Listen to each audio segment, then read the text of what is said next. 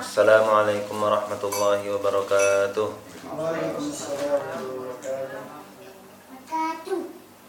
Hamdan wa syukran lillah nahmaduhu wa nasta'inuhu wa nastahdihi wa nastaghfiruh wa na'udzu billahi min syururi anfusina wa min sayyiati a'malina innahu man yahdihillahu fala mudilla lahu wa man yudlilhu fala hadiyalah.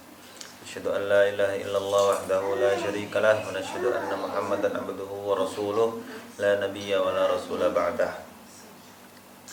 Syukur kita ucapkan, kita lantunkan, kita untaikan selalu pada Allah Subhanahu wa taala dengan lafaz alhamdulillah. Begitu juga dengan selalu meningkatkan akhlak kita, ibadah kita, kemudian iman kita, ketakwaan kita. Sebagaimana firman Allah Subhanahu wa taala, "Wa tazawwadu fa inna khairaz zadi taqwa." Bahwa bekal terbaik yang bisa kita andalkan kelak di akhirat hanya satu, yaitu takwa. Adapun harta, ketampanan, kecantikan, apapun yang kita miliki, kalau itu hanya bersifat duniawi, maka itu tidak akan ada nilainya sama sekali di mata Allah kelak di akhirat. Tapi yang bisa kita bawa, yang bisa kita andalkan hanya satu, yaitu takwa kepada Allah Subhanahu wa taala. Makanya Allah tidak melihat kepada jasad kita, pada rupa kita, pada wajah kita, pada harta kita, jabatan. Allah tidak akan melihat itu, tapi Allah akan melihat, hanya akan melihat takwa kita. Tapi bisa jadi sih harta kita, ya, rupa kita, atau apapun yang kita miliki dari fisik kita ini mungkin membuat kita bisa semakin bertakwa kepada Allah. Misalnya harta, kita akan menjadi bertakwa apabila harta itu kita salurkan kepada orang yang membutuhkan, kita gunakan pada tempatnya, kita sedekahkan, kita infakkan, kita atur pembagiannya.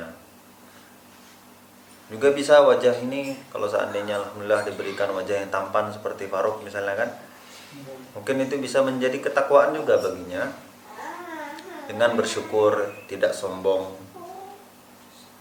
Nah, jadi apabila nikmat yang telah Allah berikan atau bonus yang telah Allah berikan ini bisa kita kendalikan, bisa kita kontrol, kita salurkan sesuai dengan tempatnya, sesuai dengan arusnya, jalurnya, maka insya Allah itu juga akan bernilai takwa.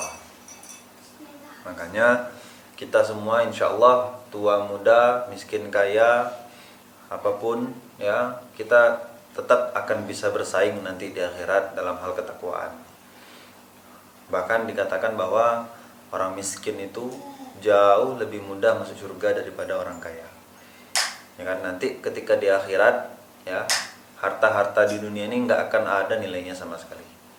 Nggak akan ada gunanya kita membanggakan apapun yang ada di dunia ini, ya, nggak ada nilainya. Mungkin di dunia bisa disombongkan itu, tapi di akhirat kita hanya memamerkan takwa kita di hadapan Allah Subhanahu wa taala. Salat berikan salam dan doakan kepada Allah disampaikan kepada Nabi Muhammad sallallahu alaihi wasallam. Allahumma shalli ala Muhammad wa ala alihi washabbihi wasallim, yang telah memberikan contoh terbaik kepada kita bagaimana pentingnya takwa kelak di akhirat. Yang telah memahamkan kepada kita semua, ya, tentang derajat takwa itu nanti di akhirat itu seperti apa, ya. Betapa pentingnya takwa itu nanti di akhirat telah Rasulullah SAW terangkan dan ajarkan kepada sahabat-sahabatnya, umat-umatnya. Insya Allah kita akan membahas tentang salah satu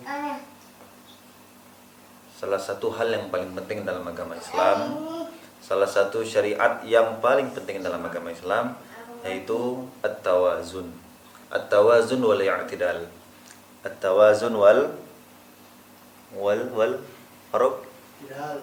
Tidal. At-tawazun wal i'tidal. At-tawazun wal i'tidal secara bahasa artinya adalah ya, seimbang, ya. Seimbang, tidak timpang, ya. Tidak timpang, tidak berat sebelah. Artinya itu terkontrol dan terkendali. Itu at-tawazun wal i'tidal secara bahasa. Adapun dalam syariat Islam, yang dimaksud dengan at-tawazun wal i'tidal adalah bagaimana kita bisa membagi porsi, ya, antara duniawi dan ukhrawi, antara harta, infak, sedekah, antara makan dan minum. Mana yang kebutuhan, mana yang pangan, mana yang papan, mana yang sandang. Atau kita bisa membagi porsi sikap kita kepada orang lain. Jangan baik terus, jangan pula jahat terus, ya kan? Nah, harus at-tawazun, seimbang, sehingga itu bisa saling menguatkan. Itu yang dimaksud dalam at-tawazun wal i'tidal dalam agama Islam. Surati rahimakumullah, ada beberapa aspek yang di situ sangat perlu kita masukkan at-tawazun dan i'tidal di dalamnya. Aspek-aspek ini ya harus diperkuat dengan yang namanya at-tawazun wal i'tidal. Allah Subhanahu wa taala berfirman, "Wa kadzalika ja'alnakum ummatan wasatan litakunu syuhada'a 'alan nas wa yakuna ar-rasulu 'alaikum syahida." Bahwa syariat Islam ini datang kepada kita semua syamil mutakamil, sempurna, utuh, dan tidak ada cacatnya sama sekali. Ya, datang agama Islam ini untuk rahmatan lil alamin, untuk bisa kita jadikan pedoman hidup, bisa kita jadikan tuntunan, ya, bisa kita jadikan jalan kita untuk mengarungi dunia ini. Nah, maka datanglah firman Allah yang tadi, wa kadzalika ja'alnakum ummatan wasata. Begitulah Allah jadikan kalian, ya, Allah jadikan hamba-hambanya ummatan wasata, umat yang wasata. Wasata itu tidak berat ke kanan, tidak juga berat ke kiri, tapi pertengahan. Pertengahan itu maksudnya apa? Kamari masuk, ya, ke situ bisa, ke sini bisa, sama-sama diterima dan sama-sama insya Allah disenangi. Nah, jadi tidak ada dalam Islam itu yang namanya terlalu saklek atau terlalu longgar. Dalam Islam itu tidak ada yang namanya terlalu rendah atau terlalu tinggi, ya. Tapi wasata, pertengahan, ya. Tidak dianggap terlalu rendah, tidak juga dianggap terlalu tinggi dalam sikap atau dalam perilaku. Kemudian surati rahimakumullah, ya, beberapa aspek yang bisa kita jelaskan pada kesempatan kali ini adalah yang pertama, ada at-tawazun wal i'tidal fil infaq. Ya, ada keseimbangan dalam berinfak. Keseimbangan dalam berinfak ini maksudnya apa? Ya, bahwa berinfak itu jangan sedikit sekali. Misalnya berinfak, ketika kita mau berinfak, dalam dompet kita ada uang 10.000, 50.000, 100.000, 20.000, 1.000, ada 500 perak, ya kan? Ketika mau dikeluarkan untuk berinfak, pilih yang paling kecil. Atau bahkan mungkin susunan dompetnya itu diaturnya tuh. Yang paling dalam tuh, yang paling tersimpan tuh 100.000 sampai yang paling tepi itu adalah yang paling kecil, misalnya kan 500 perak. Ya. Nah, jadi mudah ngambilnya kalau mau ngasih-ngasih. Bahkan ada dibuat meme-nya itu. Meme-nya, ya. Dibuat dalam Instagram itu uang 50.000. Uang ini begitu besar apabila dimasukkan ke dalam kotak infak, tapi begitu kecil apabila dibawa ke mall. Uang 50.000, ya kan? Nah, nggak boleh kita ketika berinfak itu ya terlalu sedikit, atau mungkin ya berinfak banyak 1 juta tapi sekali setahun, misalnya kan. 500.000 tapi sekali setengah tahun. Nah, enggak juga boleh terlalu banyak, ya kan? Misalnya Faruk ketika berinfak, ya pernah kita buat videonya kan? Iya, Pak. Ya kan?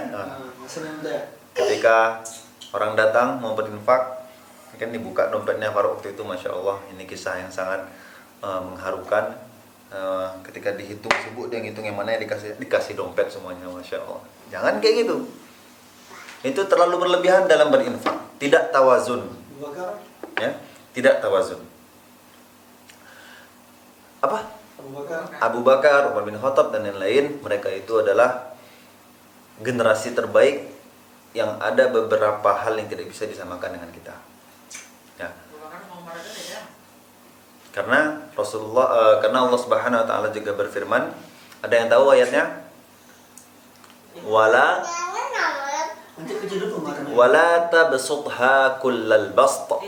Ya. Jangan terlalu dihambur-hamburkan uang itu untuk berinfak. Jangan sampai engkau malah menjadi celaka ketika engkau berinfak. Nah, dan Allah juga menurunkan firman tentang pelit yang berinfak itu hanya sekedarnya saja. Nah, inilah yang menunjukkan kepada kita bahwa Islam itu ya menjunjung tinggi nilai at-tawazun wal i'tidal. Tidak terlalu sedikit, tidak pula terlalu banyak. Itu contoh at-tawazun wal i'tidal fil infaq, dalam hal infak. Kemudian ada at-tawazun wal i'tidal dalam makan dan minum. Ya, dalam makan dan minum.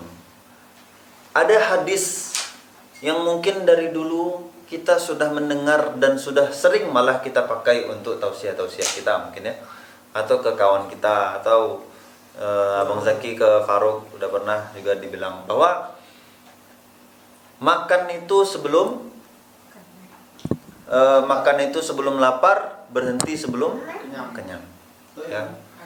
Hadis ini secara sanad, secara lafaz, kalau seandainya disandangkan atau dimarfu'kan ke Rasulullah SAW, ini adalah hadis yang sangat dhaif.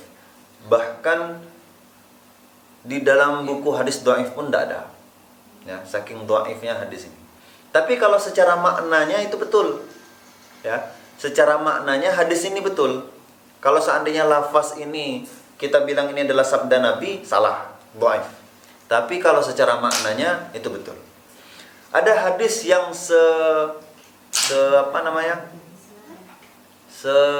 selaras ya dengan makna hadis ini. Ya. Yang artinya adalah tidaklah ada wadah yang buruk, ya, wadah yang buruk untuk kita penuhi kecuali perut. Ya. Tidaklah ada wadah yang buruk untuk kita penuhi kecuali perut. Maksudnya adalah untuk makan ya.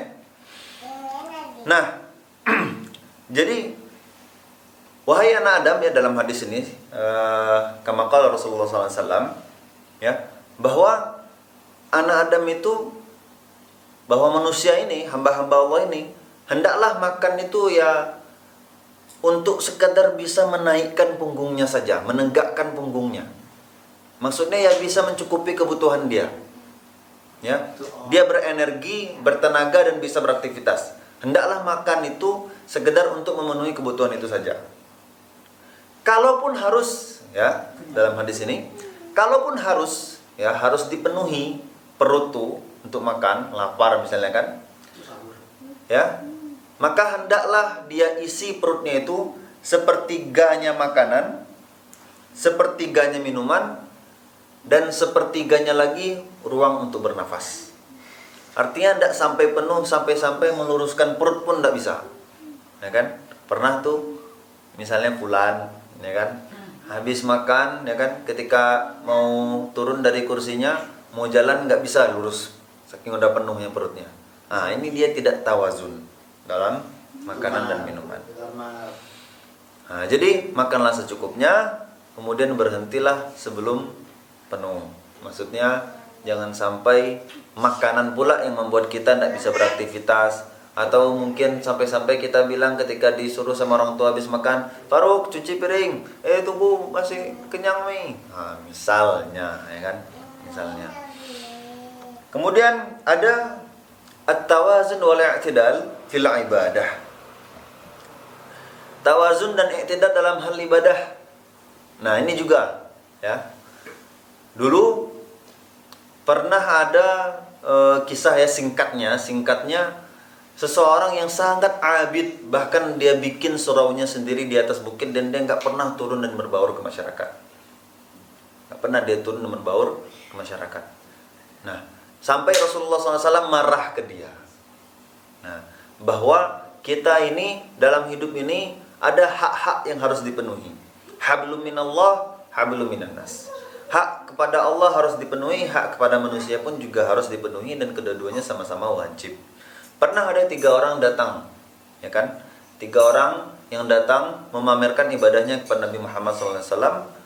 Yang satu memamerkan puasanya, dia nggak pernah berbuka. Yang satu memamerkan qiyamul lailnya, dia nggak pernah tidur. Yang satu lagi dia memamerkan kekuatan, kekokohan hatinya, seolah-olah dia udah nggak punya syahwat lagi. Dia tidak akan menikah katanya. Ini namanya terlalu berlebihan dan tidak tawazun. Bahkan ketika itu Rasulullah SAW langsung mengatakan dengan lantang kepada 3 sahabat itu, saya ini adalah sebaik-baiknya manusia yang bertakwa. Saya puasa dan saya berbuka. Saya qiyamul lail dan saya juga tidur, dan saya pun juga menikah. Nah, inilah dia at-tawazun dicontohkan kepada umatnya dari Rasulullah SAW. Bahwa Rasulullah SAW itu tidak terlalu berlebihan dalam hal ibadah.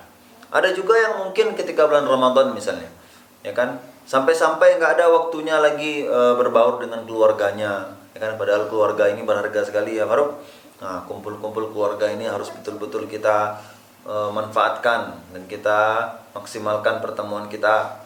Nah, ada yang nggak ada dan fokus tilawah sampai-sampai khatamnya mungkin 30 kali dalam 1 bulan Ramadan.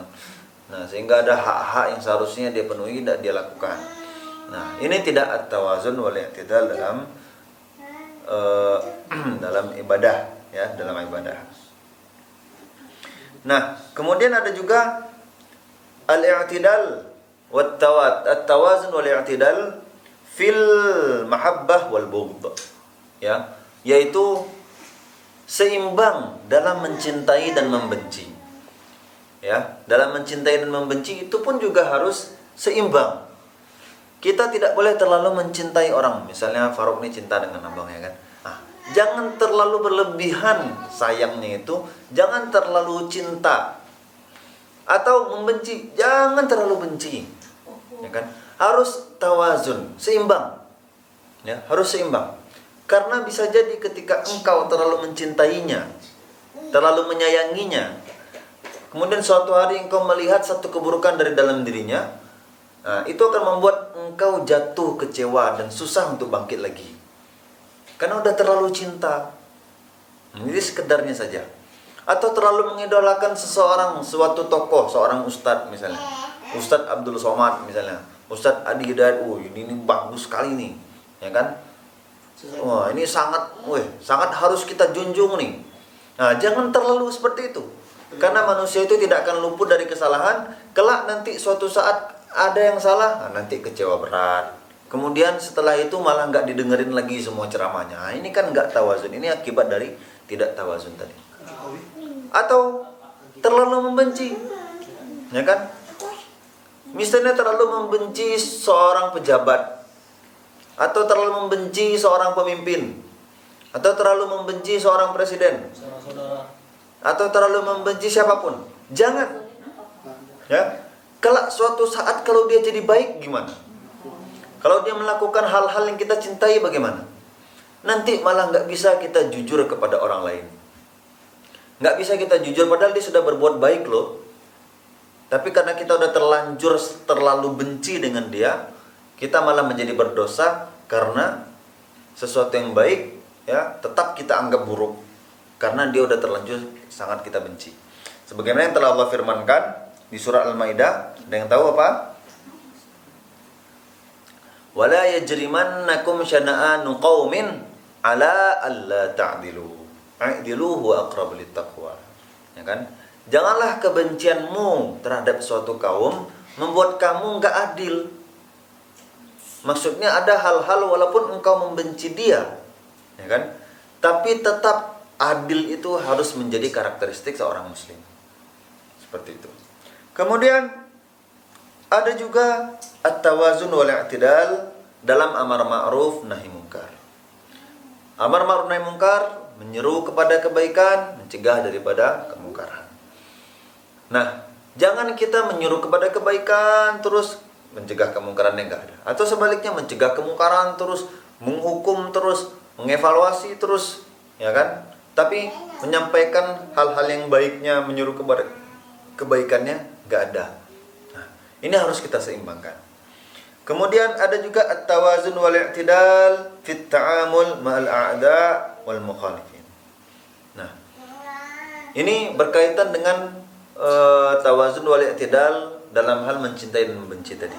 Yaitu kita harus tawazun dalam menyikapi, ya, dalam memuamalahi musuh-musuh kita atau orang-orang yang tidak sejalan dengan kita. Ya, apakah dia mungkin orang kafir yang membenci umat Islam, atau dia orang Yahudi yang menyerang umat Islam, ya, yang menebar kebencian tentang Islam, ya. Pun dengan orang-orang seperti ini ternyata Allah Subhanahu wa taala memerintahkan kita untuk tetap tawazun wal i'tidal. Harus kita seimbangkan, ya, sikap kita, ya. Jangan sampai nanti ketika dia ternyata misalnya tiba-tiba bertaubat lalu kita nggak mau melayani dia karena dia sudah terlalu banyak menyakiti umat Islam misalnya. Jangan sampai seperti itu. Sebagaimana yang dicontohkan Ali bin Abi Thalib, ya, ketika dalam suatu peperangan, ya, dia melihat seorang musuh sudah lunglai, jatuh, udah nggak punya tenaga lagi, lalu dihunuskan pedangnya ke dia, siap-siap Ali membunuhnya, tapi tiba-tiba orang tadi meludahi Ali bin Abi Thalib. Diludahinya Ali bin Abi Thalib ini. Karena diludahinya Ali bin Abi Thalib ini, nggak jadi Ali membunuhnya. Nggak jadi, malah pergi Ali bin Abi Thalib. Kenapa? Dia takut, ya kan? Nanti dia membunuh musuh Allah ini bukan karena dia ingin berjihad fisabilillah, bukan karena Allah, bukan karena ini adalah perintah Rasulullah SAW, tapi nanti dia malah membunuhnya karena dia murka dan marah dengan musuh itu, sehingga niatnya sudah nggak bagus lagi. Ada juga sahabat yang lain, Usama bin apa? Usama bin Zaid. Ya. Ketika dia sedang berperang juga, ya. Ketika dia sedang berperang, ketika dia mau membunuh orang kafir yang sudah, makanya perhatikan 3 kali Bang sebutkan tadi namanya. Ketika dia mau membunuh musuhnya tadi, sama seperti Ali bin Abi Thalib tadi, sudah lunglai dia, ya, sudah nggak bisa lagi dia melawan, ya kan? Tiba-tiba musuhnya ini bersyahadat, asyhadu an la ilaha illallah, asyhadu anna Muhammadar Rasulullah. Tapi Usama bin Zaid nggak percaya dan langsung tetap dibunuhnya orang kafir tadi. Tahu itu, marah Rasulullah SAW. Ya, kenapa engkau tetap membunuhnya? Ya, kata Usama, dia itu hanya untuk melindungi dirinya, biar dia nggak dibunuh, biar dia selamat. Kemudian apa jawaban Rasulullah SAW? Apakah engkau telah membelah dadanya? Ya kan? Nah, maka ini sangat berkaitan dengan ayat tadi. Ya, wala yajrimannakum syana'anu qaumin ala alla ta'dilu. Janganlah kebencianmu terhadap suatu kaum membuat kamu nggak adil. Dia sudah bersyahadat masih juga dibunuh. Jangan sampai seperti itu. Ya, makanya orang munafik itu, dia tetap memiliki beberapa hak-hak dalam agama Islam yang harus kita penuhi. Ya, misalnya dalam hal peperangan itu, kita nggak boleh, ulama berbeda pendapat dalam hal meminta tolong, meminta bantuan kepada orang kafir, itu ulama berbeda pendapat karena beda iman, beda keyakinan. Tapi ulama sepakat bahwa meminta pertolongan kepada orang munafik yang mungkin kita nggak tahu kekuatan imannya, itu dibolehkan. Artinya apa? Orang munafik itu juga beriman dan mereka bersyahadat. Nah, yang dialami oleh Usama bin Zaid tadi, dia nggak akan tahu pasti, Usama bin Zaid nggak akan tahu pasti bahwa si musuh ini dia betul-betul bersyahadat atau hanya untuk melindungi. Yang penting yang namanya bersyahadat secara hukum Islam dia sudah masuk Islam. Nah, itulah dia at-tawazun wal i'tidal. Sekian, qulu qouli hadza wa astaghfirullah li wa lakum wa lisairil muslimin wal muslimat wal mu'minina wal mu'minat fastaghfiruhu innahu wal ghafurur rahim. Assalamualaikum warahmatullahi wabarakatuh.